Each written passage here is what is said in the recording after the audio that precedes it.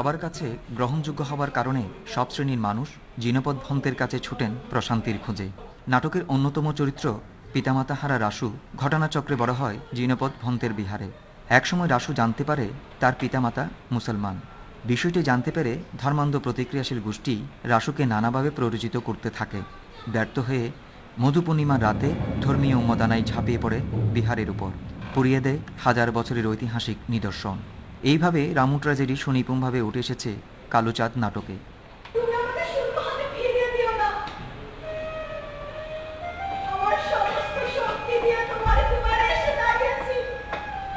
নাট্যজন অশোক বড়ুয়া রচনায় আর মুকুল আহমেদের নির্দেশনায় নাটকের নানা চরিত্রে অংশ নেন শারমিন আক্তার, মাহফুজা নাসরিন, মুর্শেদ আলম, রবিউল হক সহ অনেকেই।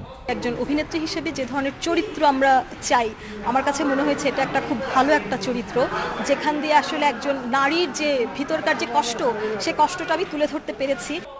সমাজের চিত্র তুলে আনতে এই ধরনের নাটক বেশি হওয়া উচিত বলে অভিমত দর্শকদের। এ ধরনের নাটকের মাধ্যমে আমরা আমাদের সহাবস্থানটাকে আরও বেশি আলোকিত করতে চাই। আমরা চাই যে এই ধরনের নাটকগুলির মাধ্যমে আমাদের সাম্প্রদায়িক সম্প্রীতিগুলি আরও বৃদ্ধি লাভ করুক। দেশের বাইরেও এই নাটক মঞ্চায়নের ইচ্ছার কথা জানালেন আয়োজকরা। রামুতে যে দুর্ঘটনাটা ঘটেছিল, এটা আমাদের হাজার বছরের ঐতিহ্যকে আঘাত করা, এবং এটার পরে আমরা সাংস্কৃতিক কর্মী হিসেবে আমাদের একটা দায়বদ্ধতা আমরা মনে করেছি এই ঘটনাটাকে শৈল্পিকভাবে আসলে মানুষের মধ্যে তৈরি করে মানুষকে সচেতন করা। আমি, রাসু, আমাদের মতো আরো অনেকেই আমরা চেষ্টা করেছিলাম, পারি, আগামীতে অবশ্যই পারি। Azizul কদির, independent news,